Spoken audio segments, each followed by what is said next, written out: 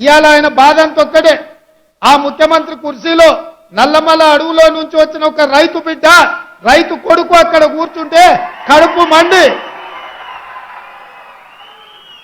నా కన్న కొడుకు అక్కడ కూర్చుంటాడని ఆ సచివాలయం ఉన్నదాన్ని కూలగొట్టి కడితే ఇది పోయి వాస్తు, ఆయన వాస్తు కోసం అని కూలగొట్టిండు, కట్టిండు, బానే ఉంది. ఎవరికి వాస్తు అక్కడికి వచ్చిందే? అది మనకు అక్కడికి వచ్చింది, మీకు అక్కడికి వచ్చింది, నాకు అక్కడికి వచ్చింది, మా ఎంకన్నకు మా పొన్నం ప్రభాకర్కి అక్కడికి వచ్చింది.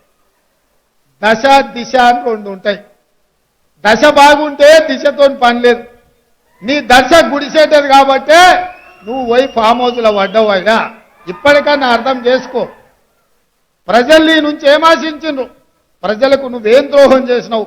ఇవాళ ప్రజలు ఏం మార్పు కోరుకున్నారు? ఇవాళ నిరుద్యోగ యువకులు వాళ్ళ జీవితాలతో మార్పుతో పాటు తెలంగాణ రాష్ట్రంలో పాలకుల మార్పు జరగాలని ఇవాళ ప్రజా ప్రభుత్వాన్ని ఇచ్చిండ్రు. ఇవాళ మేము వచ్చి కూర్చున్నామో లేదో, సర్దుకున్నామో లేదో, ఎక్కడ కుండ ఉందో, ఎక్కడ గిన్నె ఉందో, ఎక్కడ పొయ్యి ఉందో వంటొందామనే లోపలనే మీరు వండలేదు, మీరు ఉపాసం మానబెడుతున్నారని మా మీద ప్రచారం చేస్తున్నాడు.